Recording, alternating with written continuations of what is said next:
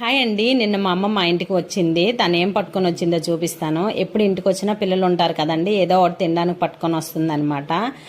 ఇంకా వాళ్ళ వీధిలో పసుపు దంప అయిందని చెప్పేసి పోపులు పెట్టి ఇచ్చారంట, అది పట్టుకొని వచ్చింది. నేనేం చేసుకుంటానమ్మా తీసుకో అని చెప్పేసి మా బాబు ప్రాజెక్ట్ వర్క్ కోసం గ్రౌండ్ నట్స్ తెమ్మంటే అవి పట్టుకొని వచ్చింది. ఇంకా టమాటాలు, వాటితో పాటు స్వీట్ కార్న్స్ పట్టుకొని వచ్చింది.